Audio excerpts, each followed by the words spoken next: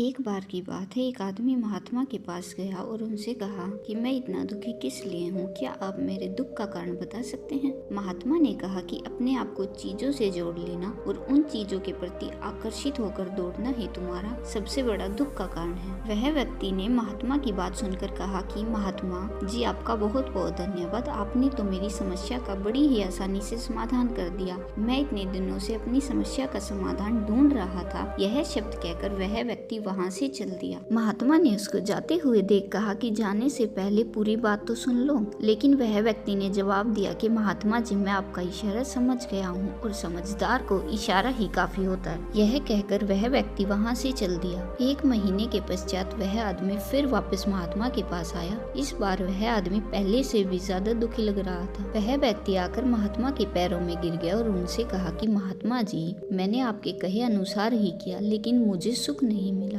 अब तो मेरा दुख और परेशानी और भी ज्यादा बढ़ गए हैं। महात्मा ने उससे पूछा, तुमने क्या किया? उस आदमी ने जवाब दिया कि मुझे अपने परिवार और अपने दोस्तों और अपने रिश्तेदारों से दुख मिल रहा था, इसलिए मैंने उन सभी को छोड़ दिया। सब कुछ छोड़ने के बाद मुझे कुछ दिनों तक तो अच्छा लगा, परंतु कुछ दिनों के बाद मुझे अपने माता पिता, अपनी पत्नी, अपने बच्चे, यहाँ तक कि मुझे अपने दुश्मन भी याद आने लगे। इतना दुखी तो मैं उनके पास रहने पर भी नहीं था, जितना कि उनसे दूर होकर दुखी हो गया। इसलिए आज मैं घर वापस जाने के लिए निकला था, लेकिन जाने से पहले सोचा आपसे पूछ लूं कि आपने मुझे इतनी गलत सलाह क्यों दी।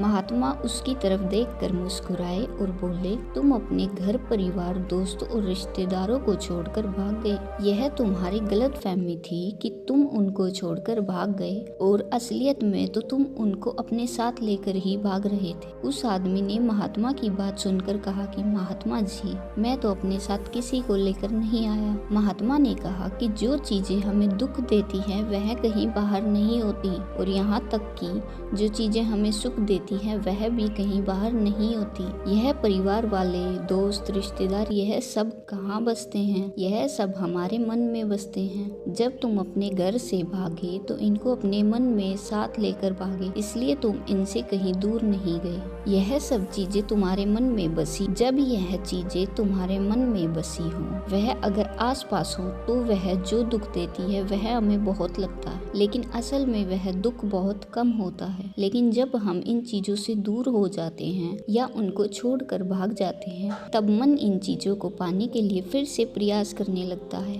और तब यह सब चीजें बहुत ज्यादा दुख देती हैं, जैसे तुम्हें दुख हो रहा है। उस आदमी ने कहा कि महात्मा जी, फिर मैं क्या करूं? चीजों के साथ रहूं तो दुख, चीजों को छोड़कर जाऊं तो दुख। क्या मैंने सिर्फ दुख उठाने के लिए ही जन्म लिया है? महात्मा उसकी बातें सुनकर जोर से हंसे और कहा, यह बात बिल्कुल सच है। इस दुनिया में सिर्फ दुख उठाने के लिए ही जन्म लेते हैं, पर यह बात भी बिल्कुल सच है कि दुख के बाद ही सुख है और उसके बाद फिर दुख है। जिन चीजों में हमें सुख नजर आता है, थोड़े समय के बाद वही चीजें हमारे दुख का कारण बनती हैं। ऐसे ही जिन चीजों में हमें दुख नजर आता है, वही चीजें कुछ समय बाद हमारे सुख का कारण बन जाती हैं। उस व्यक्ति ने कहा, महात्मा जी, क्या इस सुख दुख के मायाजाल से निकलने का कोई रास्ता नहीं है? महात्मा ने कहा कि रास्ता तो है। अगर तुम इस दुनिया में रहना चाहते हो, इन सब के साथ रहना चाहते हो, तो तुम्हें एक काम करना होगा। इस दुनिया में ऐसे रहो जैसे तुम इस दुनिया में अकेले हो। सबके साथ रहो लेकिन अकेले रहो। उस आदमी ने कहा कि यह कैसे हो सकता है? महात्मा उस आदमी को अपने साथ एक ऐसी जगह ले गए जहाँ पर मेला लगा हुआ था और बहुत भीड़ थी। महात्मा ने उनको कहा, ध्यान से देखो,